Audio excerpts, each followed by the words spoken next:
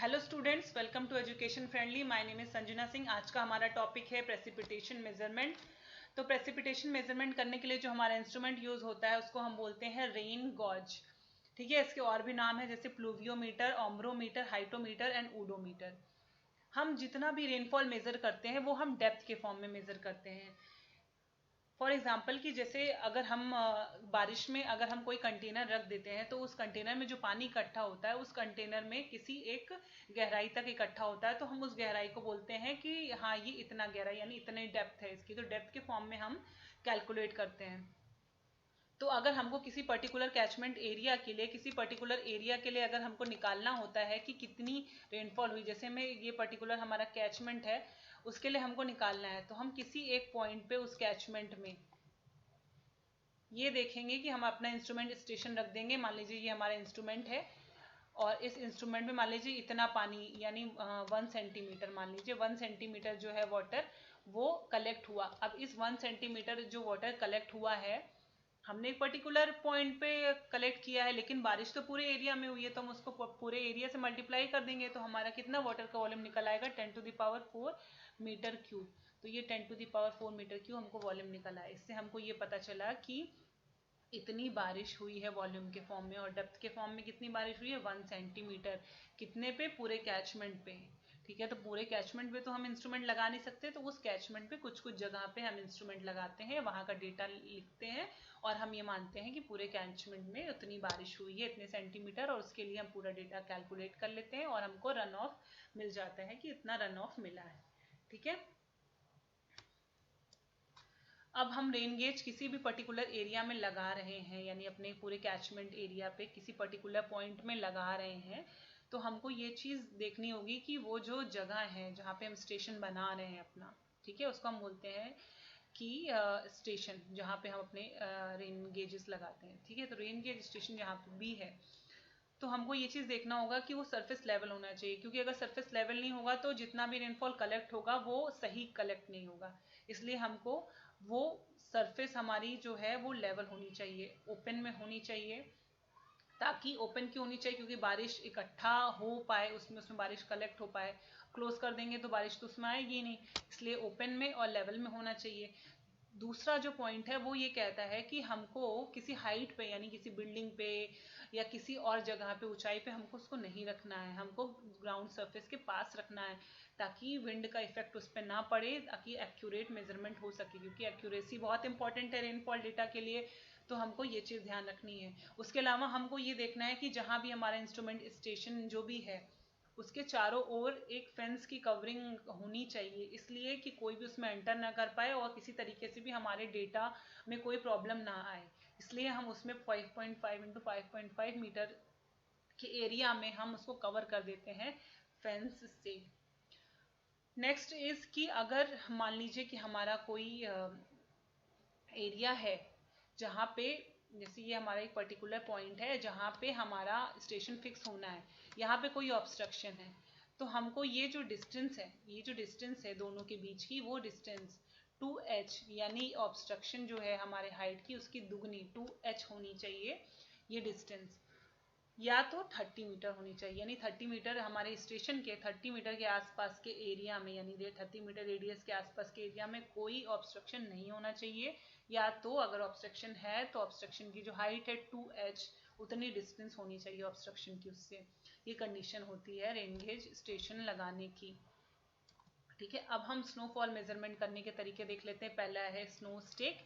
Snow stake में हम क्या करते हैं कि एक 40 सेंटीमीटर वाइड स्क्वायर बॉक्स है, इसमें जितना भी उसको रख देंगे ओपन में, जितनी भी ये स्नोफॉल कलेक्ट होगी उसका डेप्थ को मेजर कर लेंगे, बोल देंगे कि इतनी डेप्थ स्नोफॉल की है।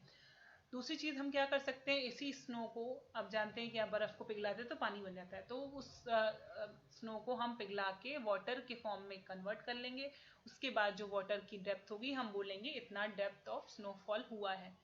तो अगर हमको डायरेक्टली सॉलिड फॉर्म में मेजर करना है तो स्नो स्टेक से मेजर करेंगे, अगर हमको वाटर इक्विवेलेंट के फॉर्म में मेजर करना है तो स्नो गॉज और स्नो ट्यूब दो चीज हैं जिससे हम मेजर कर सकते हैं। स्नो गॉज समझ लीजिए रेन गॉज, तो क्योंकि कुछ रेन गॉज भी स्नो गॉज का काम करते हैं, उसमें हम फनल हटा देते हैं, बस इतना काम करते हैं।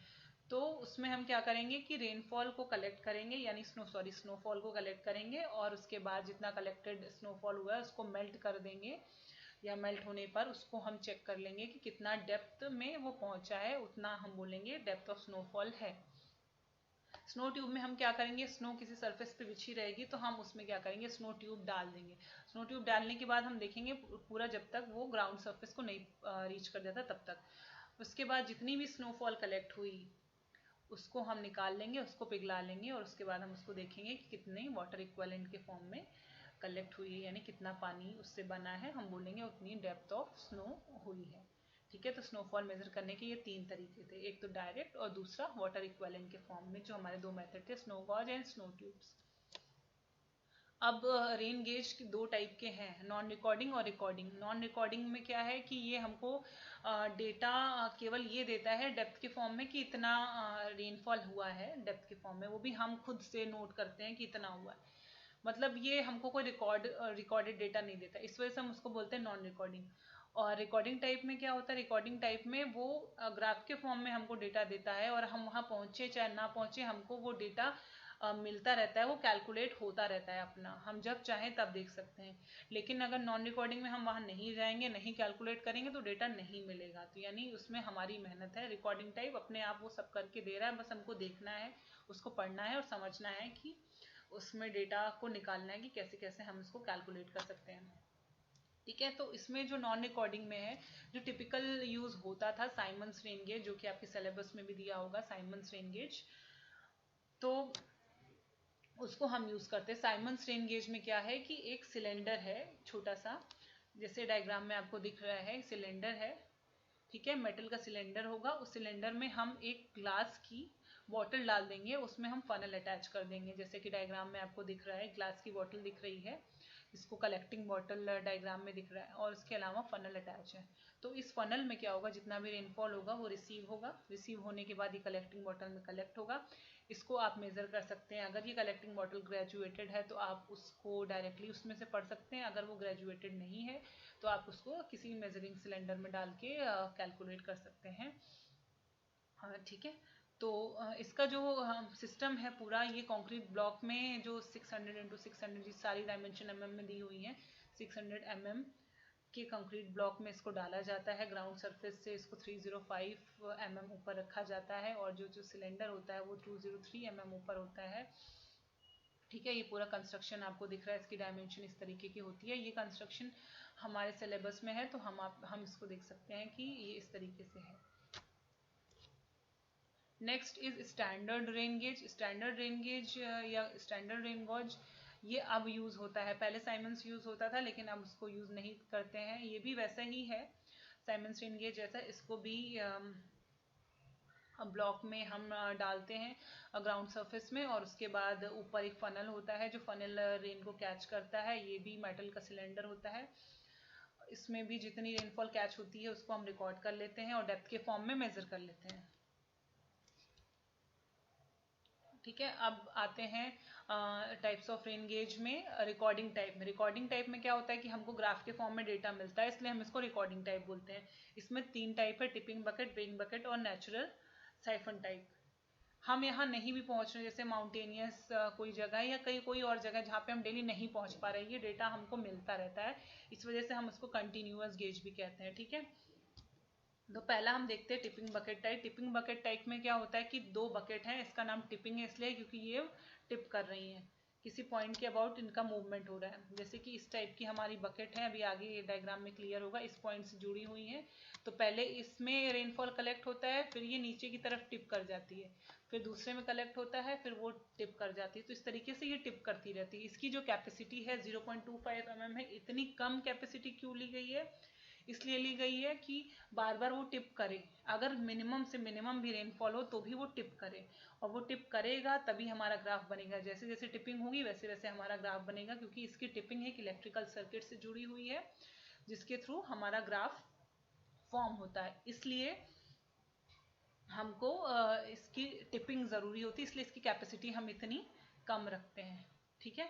तो इसमें आपको जो डायग्राम दिख रहा है, इसमें आप देख रहे होंगे पूरे सिस्टम में एक फनल दी हुई है, फनल के थ्रू रेनफॉल इसमें आएगा। यहाँ पे दो छोटी छोटी सी बकेट आपको दिख रही होंगी, तो इस पहले छोटी वाली बकेट में वो पानी भरेगा, जैसे ही वो भारी हो जाएगी वो अपने आप टिप हो जाएगी, दूसरी बकेट ऊपर आ जाएगी, फिर वो भर जाएगी, वो टिप हो जाएगी, टिप होने के बाद ये खाली करती रहेंगी अपने आप को और भरती रहेंगी, खाली करती रहेंगी। तो जितना भी एक्सेस वाटर होगा वो हम नीचे हमारा जो मेजरिंग ट्यूब है उसमें हम मेजर कर लेंगे। जैसे ये डायग्राम में आपको क्लियरली दिख रहा होगा।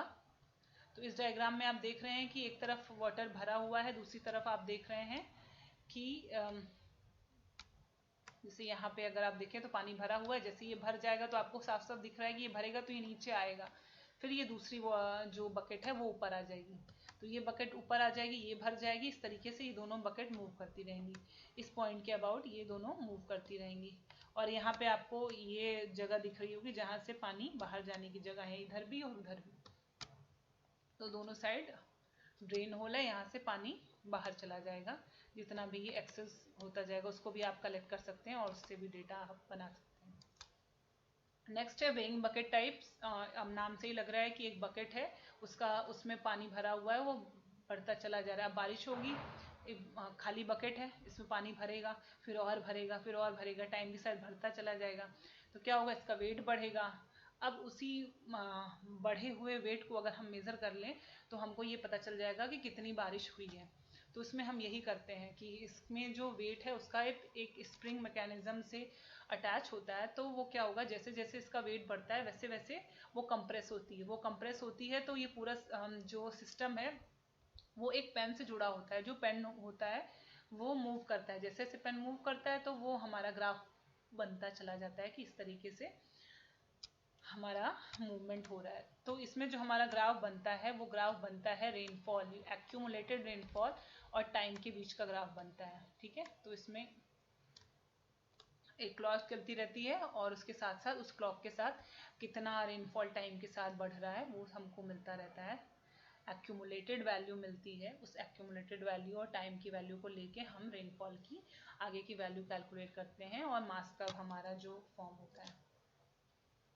ये वेइंग बकेट टाइप का एक डायग्राम है जो आपको दिख रहा होगा। यहाँ से वाटर अंदर आएगा इस बकेट में, नीचे आपको ये स्प्रिंग का सिस्टम दिख रहा होगा, तो ये स्प्रिंग के सिस्टम के साथ अटैच होगा। और उसके बाद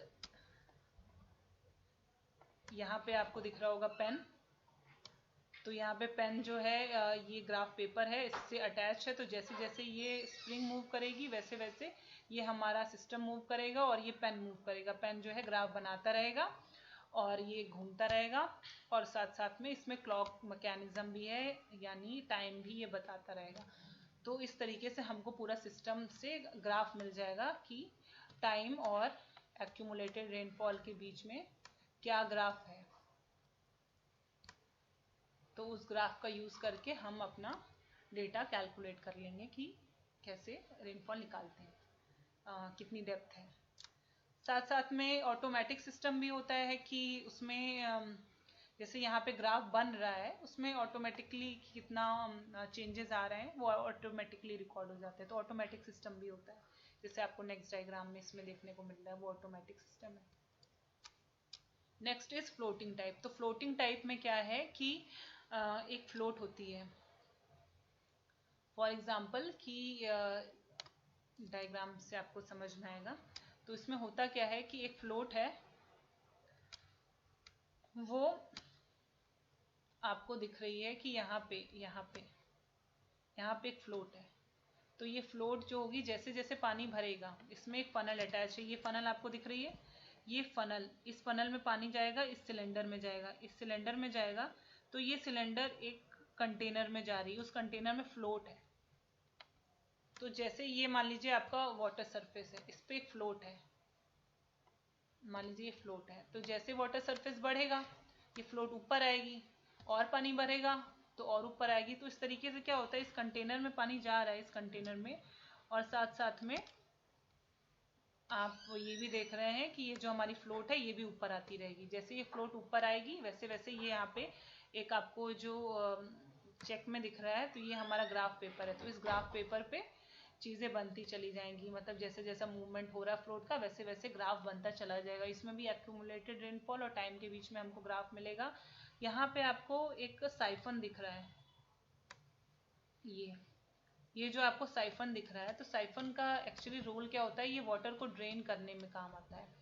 तो इसमें जितना जब वाटर बहुत एक्सेस में इकट्ठा हो जाएगा तो ये साइफन क्या करेगा, ये सारे पानी को बाहर निकाल देगा। तो साइफन इसीलिए हम बोलते हैं इसको नेचुरल साइफन टाइप या फ्लोट टाइप। फ्लोट टाइप क्या, फ्लोट की वजह से ये मूवमेंट हो रहा है क्योंकि फ्लोट अटैच है एक लीवर से जो कि क्लॉक मैकेनिज्म पे चल रही है। इसमें पेन लगा हुआ है, पेन मूव कर रहा है, जैसे जैसे फ्लोट मूव कर रही है वैसे वैसे पेन मूव कर रहा है, तो हमारा ग्राफ बनता चला जा रहा है। और साइफन क्यों अटैच है, साइफन एक्सेस वाटर को निकालने के लिए अटैच है, इसीलिए हम उसको साइफन या फ्लोट टाइप दोनों कहते हैं। इंडिया में सबसे ज़्यादा यही सिस्टम यूज होता है। टिपिंग बकेट टाइप को सबसे ज़्यादा एक्यूरेट और अच्छा माना जाता है क्योंकि कम से कम रेनफॉल को भी वो रिकॉर्ड कर लेता है, ज़्यादा से ज़्यादा रेनफॉल को भी रिकॉर्ड कर लेता है। एक अच्छा सिस्टम है वो, तो उसको हम सबसे अच्छा मानते हैं। प्रेसिपिटेशन मेजरमेंट करने के अदर जो टेक्निक है वो है राडार, ऑप्टिकल और सैटेलाइट। तो वेव्स के थ्रू हम देख लेते हैं राडार में, और ऑप्टिकल में हम देख लेते हैं कि हम रेस पास कराते हैं, तो रेस पास कराते हैं तो रिफ्लेक्ट होके वापस आती हैं, तो हम रिफ्लेक्शन में डिफरेंस से कैलकुलेट कर लेते हैं कि कितना रेनफॉल हुआ है।